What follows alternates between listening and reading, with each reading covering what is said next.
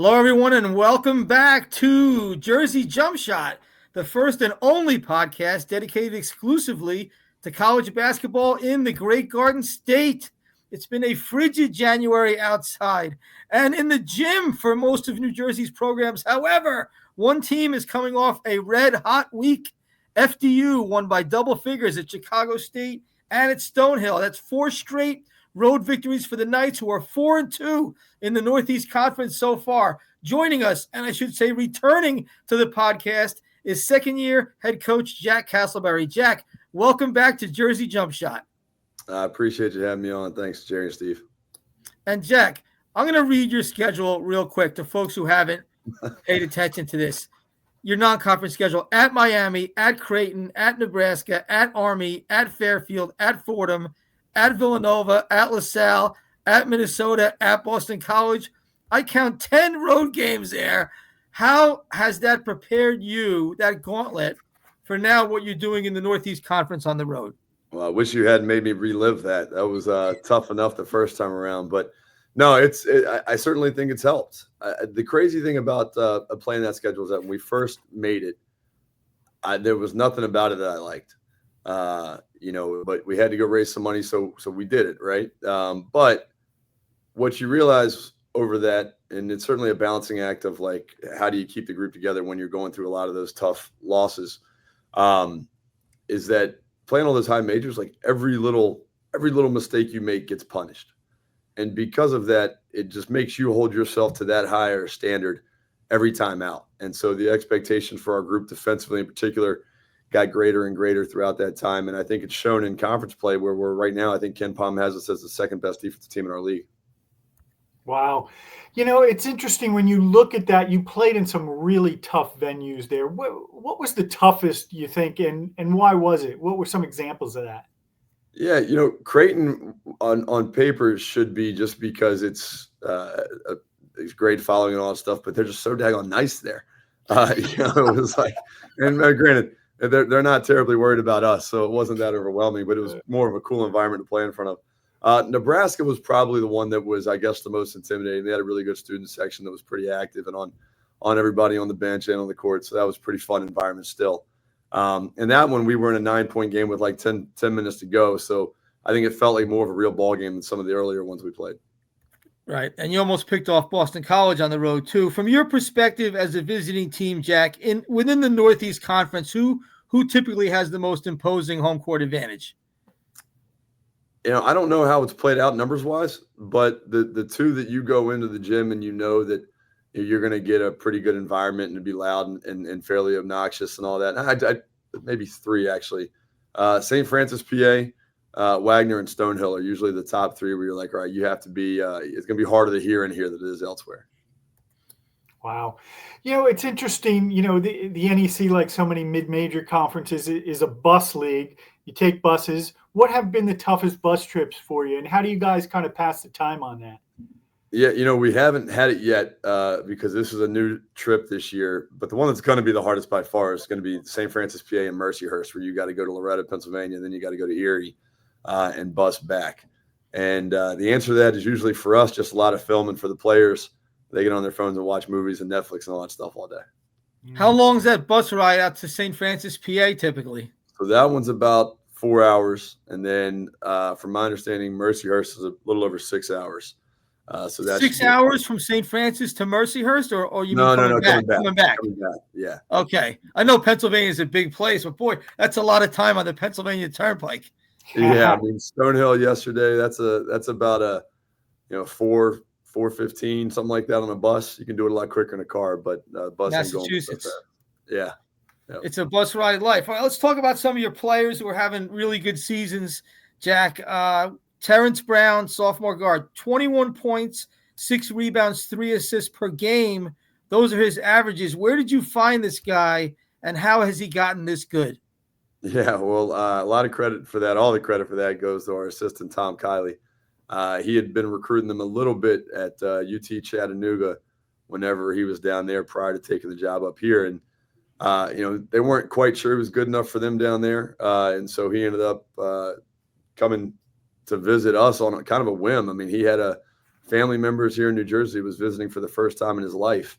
And when we found that out, we said, well, why don't you come work out for us? And he worked out for us, and he absolutely crushed it, shot it really well. It was with Sean Moore that he was working out with, and Sean was a really good player, is a really good player. And it just had a big part of our NCAA tournament run, big role in that.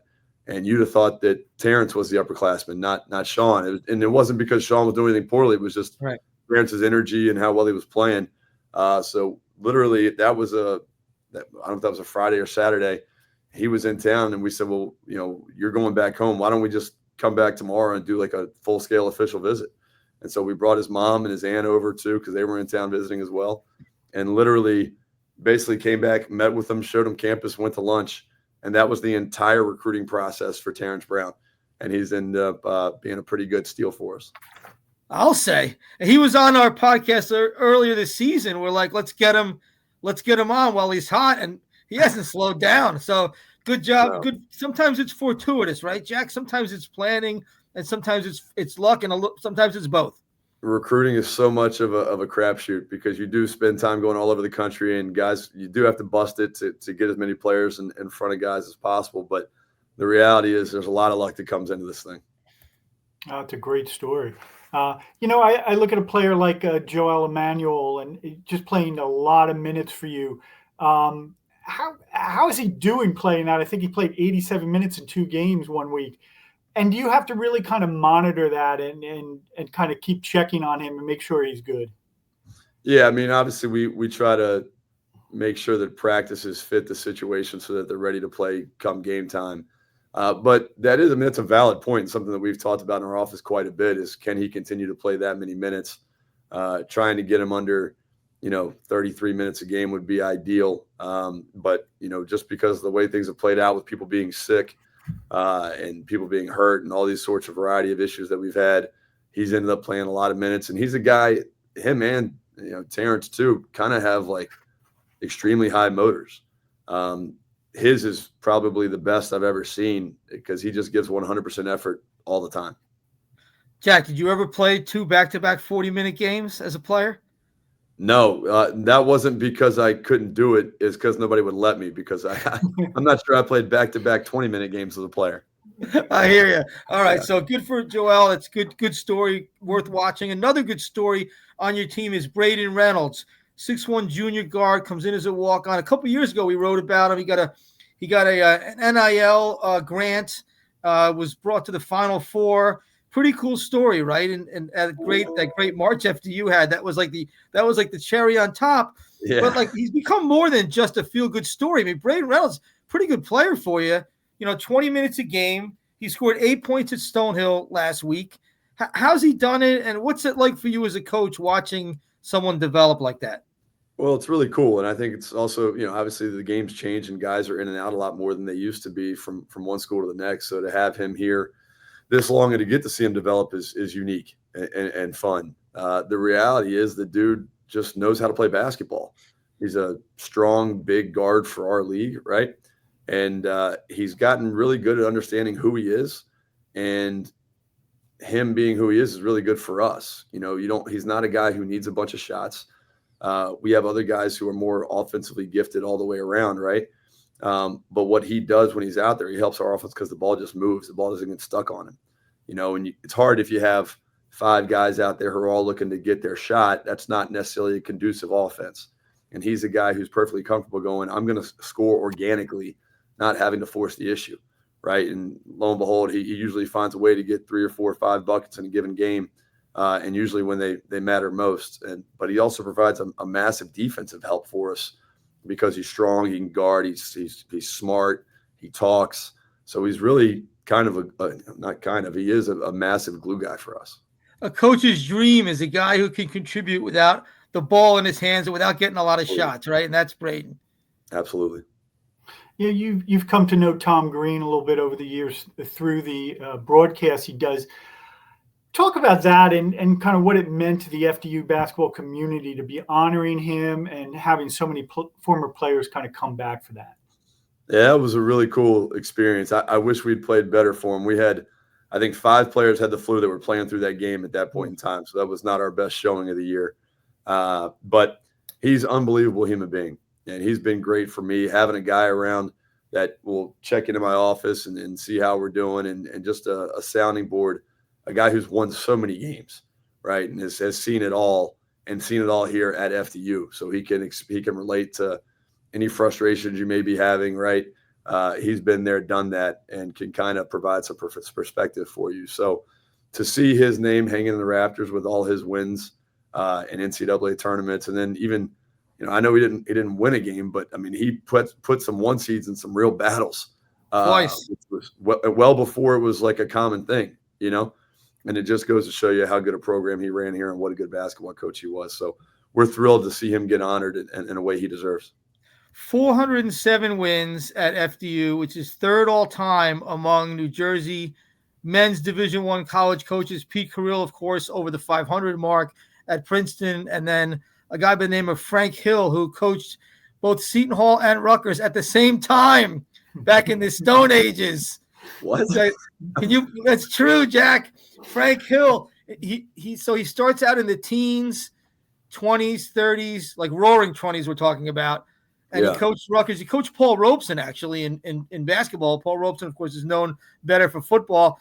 He coached both Rutgers and Seton Hall at the same time for like 10 years. So the legend has it, when they used to play each other, Frank Hill would just go sit in the stands. No. Yeah, he would go sit in the stands. So okay. Also, I don't know, who knows if this is legend or true, but allegedly he's a big innovator of the pivot, like the idea of someone pivoting. That was a big thing that he I don't know if he invented it or popularized it, but that's Frank Hill. So these are the two guys ahead of Tom Green, right? The guy who invented the pivot, and Pete Carrill.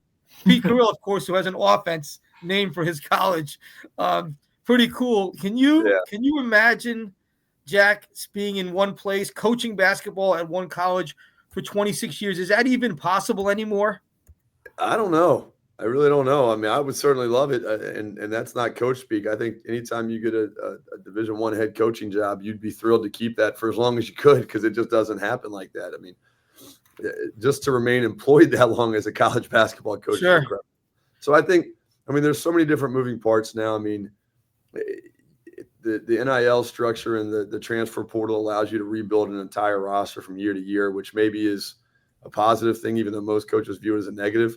And so I don't know, he got to develop so many players, and guys back then got to develop guys, and you could have a steal that you expected to keep for 4 years. So I don't know that it is possible anymore. I certainly would love to have a similar career path as him, though. That's for sure. For sure. Jack, earlier this year, King Rice talked publicly about other coaches potentially tampering with his star guard, Abdi Bashir Jr. I'm curious what you thought of that. And, as a mid-major coach with a very talented player on your roster, have you had to deal with any of that? Absolutely. Absolutely. Sometimes playing guarantee games is a recruiting visit in and of itself. Wow. We'll leave it like that. And it's not like in your face. It just kind of, right. People will reach out after, and they'll be, it's all sort of stuff. And it's kind of the nature of the beast right now, right or wrong. Part of the stuff is that college coaches don't turn each other in. And so it's hard to complain about it if we're not willing to do anything about it ourselves, But, with Terrence specifically, like, him and I have had very open conversations about it from the very beginning. And I think that's kind of the dynamic that you're starting to see with more college coaches. I mean, everybody's not going to be the exact same way, but, we'll talk about it in recruiting. Hey, look at Ansley Almanor and the success he's having at Kentucky. I mean, he started at Kentucky the other night. That's right. He's been steady in the rotation there. He's just such a smart player, and he shoots it through well, and he's got good size, right? And then with Terrence, hey, man, but Terrence is here to win, So while the conversations are open, and I don't try to run away from it, we try to kind of find the synergy between how their success and our success here go well together, and their next step in life. The reality is it does become a distraction. Honestly, it's less about people tampering. It's more about the agents. And I don't know what the answer is to that, but I know there's a lot of guys that are constantly trying to hit people up, and it's anybody and everybody. And I know that at times it has gotten to be overwhelming this year. And that's honestly, that's a bigger frustration than other schools. Interesting with the agents. And that's why we ask these questions, Jack. And we appreciate having you and King Rice. And, we had Grant Billmeyer on. We discussed it with him last month. Everyone always hears from the high major coaches. They're constantly in microphones and in press conferences. But it's good to hear. There's so many more mid-major coaches in the sport. And it's good to hear from them and give them a chance to discuss this stuff openly. Because, the public should really know what's going on. What else can you do but put a little sunshine on it, right? So that's why we ask, and we appreciate the honest answer to the agents. That's a good takeaway from this discussion. All right, we got one more for you. We appreciate the time.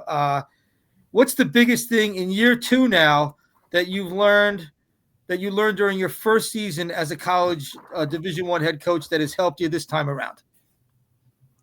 Well, one, I think I realized who I'm good at coaching and who I'm not good at coaching, right? Like the type of personalities. And then the other part is just being comfortable with, hey, I want to do this way because this is what I'm comfortable with. Rather than, last year coming off of Tobin's success or our success the year before with Tobin at the helm, right? Like I wanted to do everything the way he did it. Right. And I didn't want to change it. And we had so many guys back, right? And that way certainly works, right? But I think at the end of the day, every coach has to figure out what they're comfortable coaching. And, Tobin taught a lot of things better than I did. There's no doubt about that. And those were his strengths. And so just being comfortable playing to your own strengths, I think is certainly an important part of the growth from year 1 to year 2.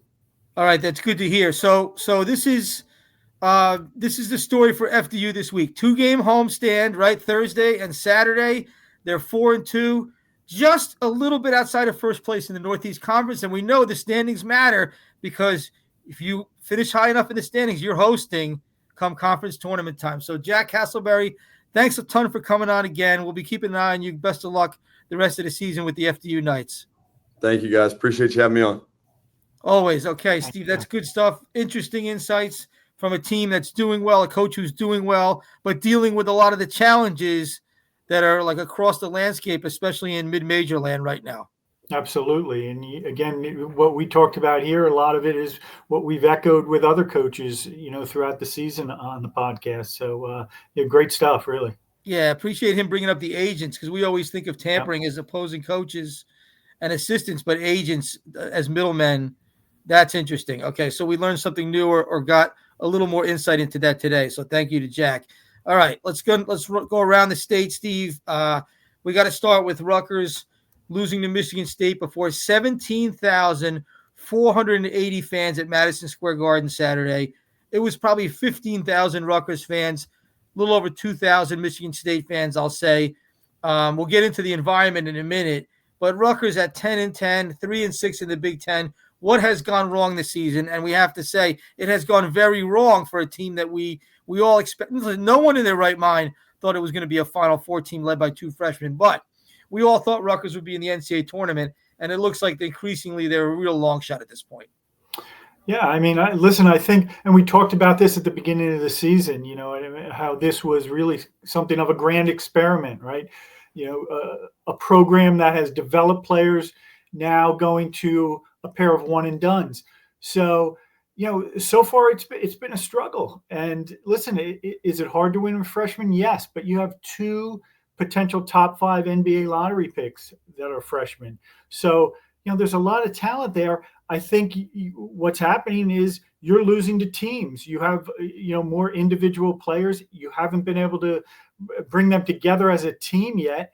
And you see that on a game-by-game basis, especially in conference play. Yeah, and I spoke with Jay Wright. I got a few minutes with Jay at the end of Rutgers practice Friday, and then Tom Izzo addressed this too.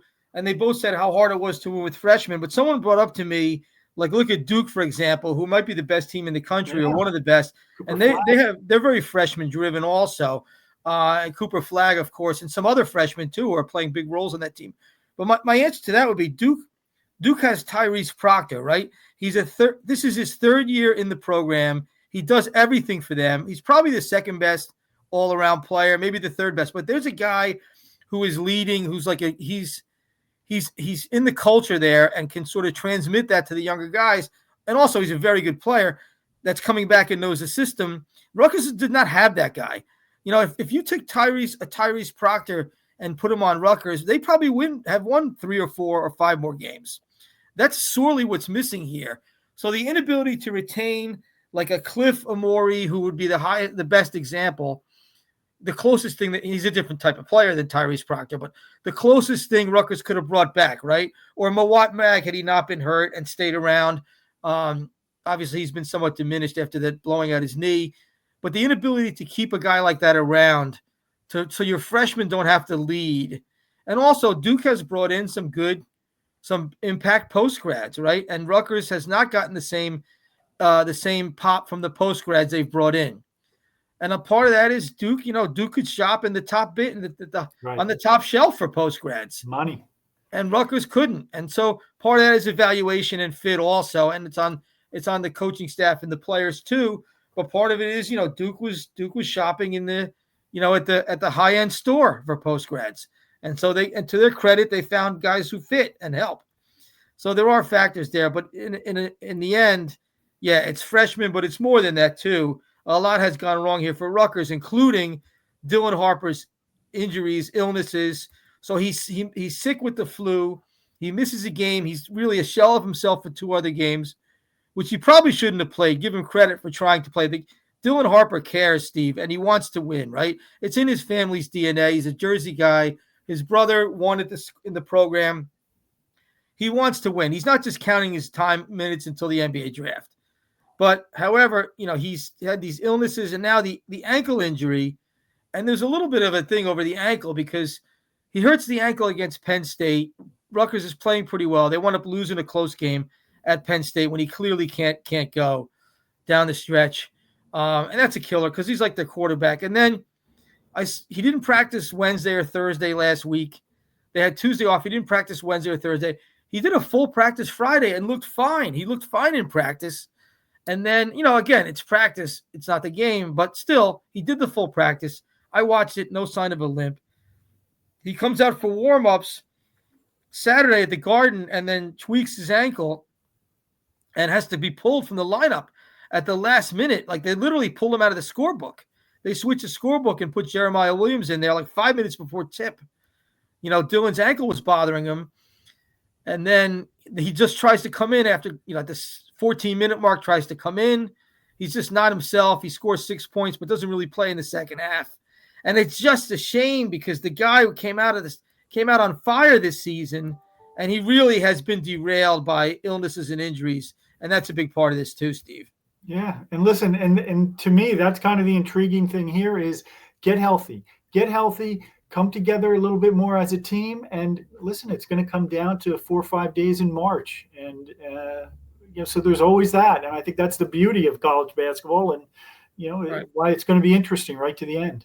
But at this point, Rutgers has to make the Big Ten tournament. So they have to get in there because the last 3 teams don't make the tournament in the league this year because it's so bloated, the league. So they have to get there. And then, the Big Ten is so deep. It's such a hard road, but they have to get this. They have to get Dylan Harper healthy. Yep. Like whatever that takes, they have to get, if that means he misses the Northwestern game this week, so be it. They have to get him right. I know he's a tough kid and he's trying to play through stuff, but they have to get him right. And so you really Rutgers needs to now load it up for a run late in the season. And that's the only way I can think of to do. Only thing I can think of to do with that. I want to address one other thing with Rutgers. Does Rutgers need a general manager? Does Steve Peichel need a general manager? Someone who can sort of take this load off of him as far as mining the portal, analyzing the portal, negotiating, NIL stuff. Like this is stuff that coaches are not used to doing. Can he use a guy to maybe help an assistant or a special assistant or a general manager to help take that load off him so he can just coach? What do you think, Steve? I think absolutely. And I think that's the way it's going. I think there's so much on a coach's plate these days, as you just brought up. It takes time away from actually coaching the team. So I think I think that's a solution for a lot of teams, and I think it would certainly help Rutgers. Yeah, let's keep that in mind. But any hiring of a general manager, it's got to be someone that's on the same page with Steve, that understands what he runs, what he values, what he's dealing with NIL wise. There has to be synergy there, right? So, but also the curtain goes up on free agency, like I think March 25th or something. In the last week of March is when the portal opens. So you have to be, whoever's going to be doing that role has to be in place by then. So I do feel like it would help, and it does seem overwhelming for these coaches. So that's something to keep in mind, okay? That would be if someone was to ask me, like, what would you do to help Rutgers basketball? I would say, you don't give up on Steve Pikiell. Look what he's accomplished, but he needs help, and a general manager would be, let him hire his own general manager, but I think a general manager position would really help. That would be my answer. I want to just tip the cap to Rutgers fans for the incredible environment at Madison Square Garden. Steve, it was awesome. They never got a chance to get fully engaged because you always felt like Michigan State had them at arm's length after the beginning of the game.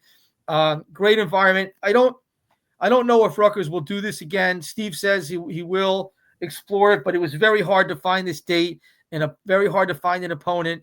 It was sort of a special situation for the two freshmen to showcase themselves before they head off to the NBA draft. I don't know. As much as Steve has said he'd like to do it, I don't know if they will.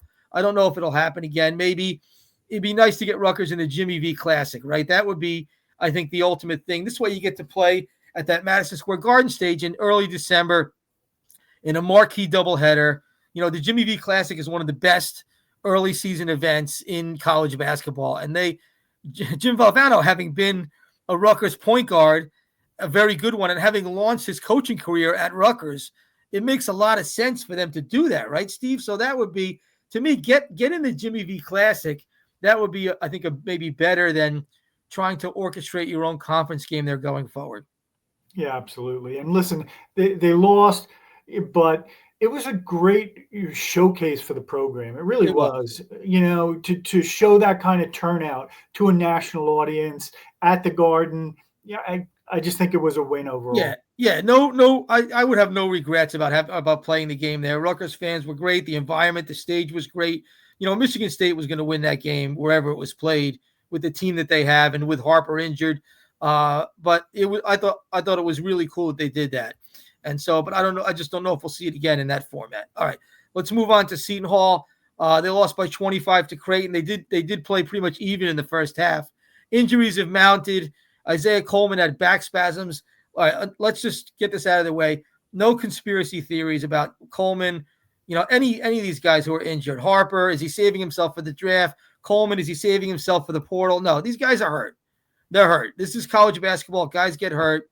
Isaiah Coleman was having back spasms. They did the right thing, and they rested him for this game. Instead of forcing the issue, they rested him. You need Isaiah Coleman healthy for the stretch that's coming up. Seton Hall has some winnable games coming up. They host Providence Tuesday. They almost beat Providence on the road. They're at DePaul Sunday. They've beaten DePaul. So you need Isaiah Coleman in these games. You rested him for Creighton. It was the right move.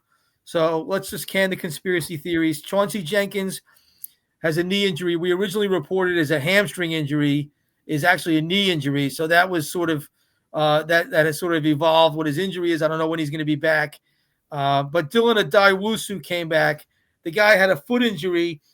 And, I know there's been a lot of criticism of Dylan. He does play pretty wild sometimes.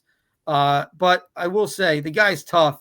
And the doctor had to give him a hard no to sit out the St. John's game, to sit out the Marquette game. And he's back. And the guy wants to play so badly. So he is tough. And Steve, Dylan can be an asset to a program. And we've seen what Seton Hall is without him. So him returning is definitely a plus for them.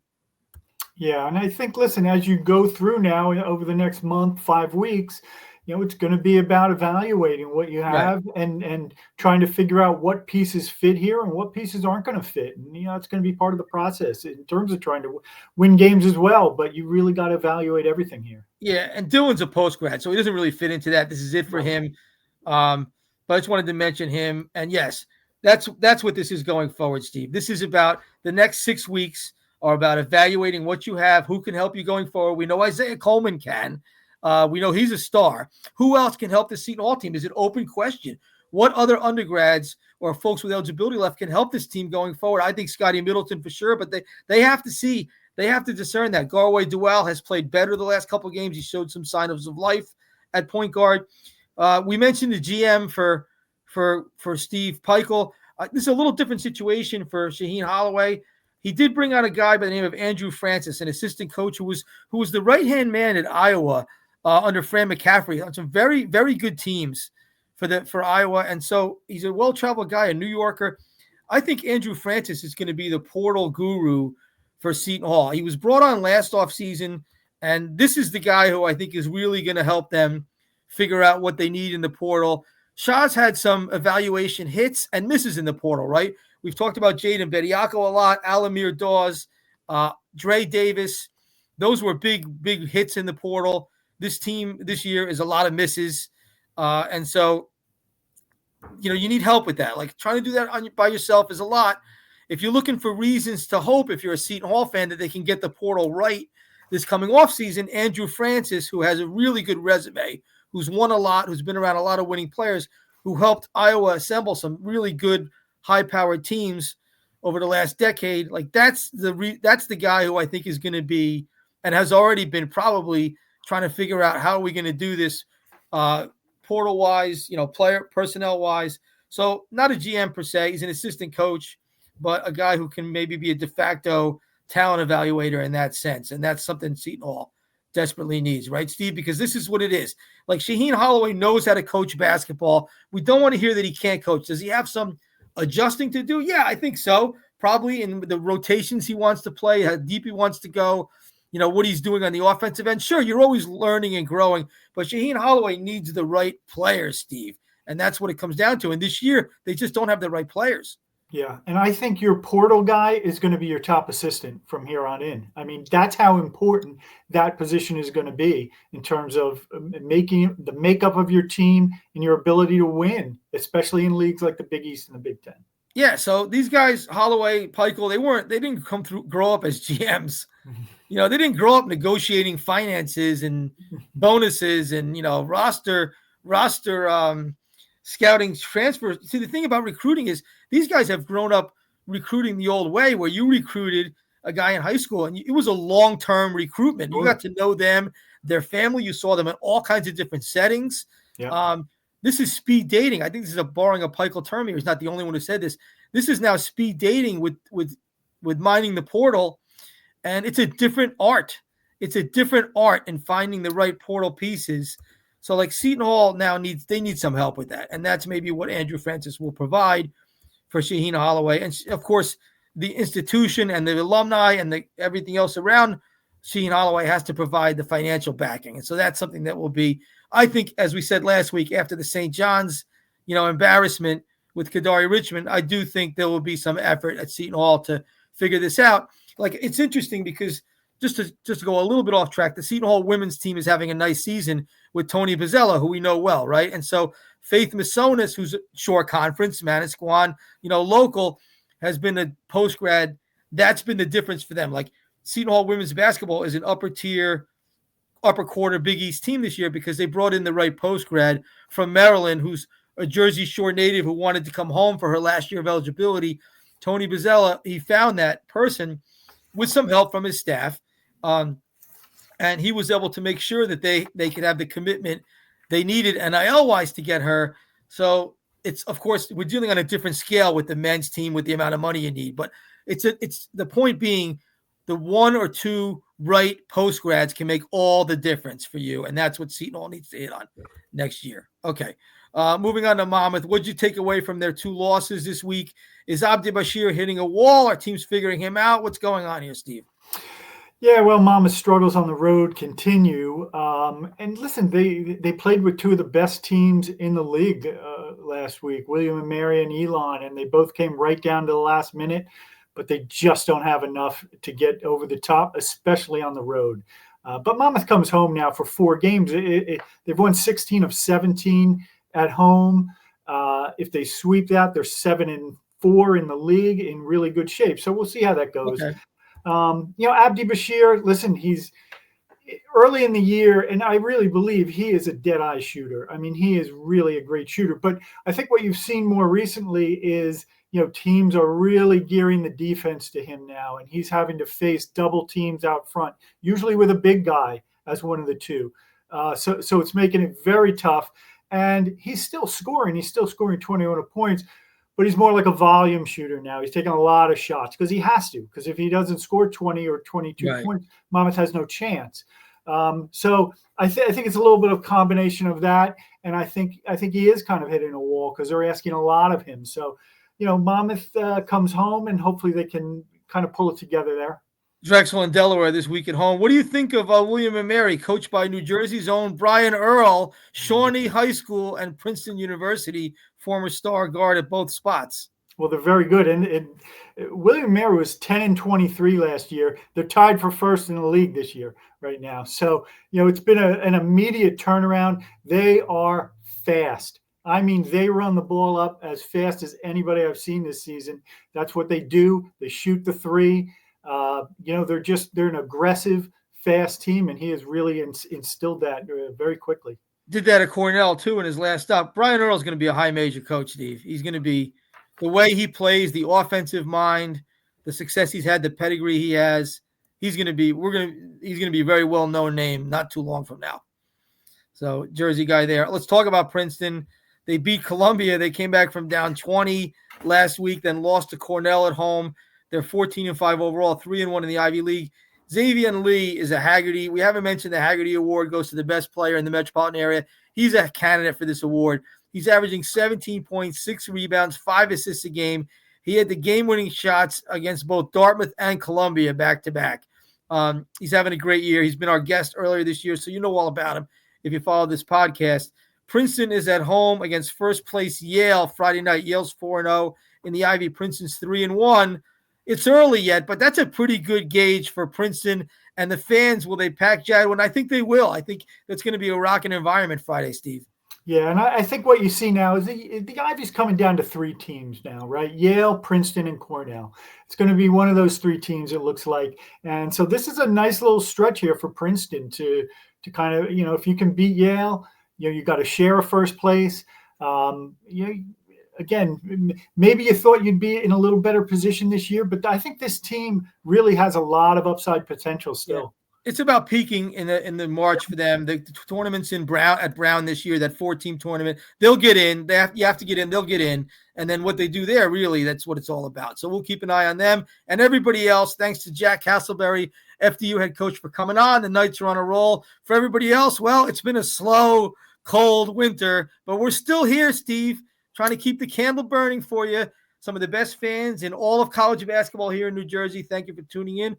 We'll be back next week, I think, maybe to talk a little bracketology with our buddy Brad Wachtel. What is there to talk about? Well, we'll see. We'll find out. You'll have to tune in next week. Until then, thanks a lot from Jersey Jump Shot.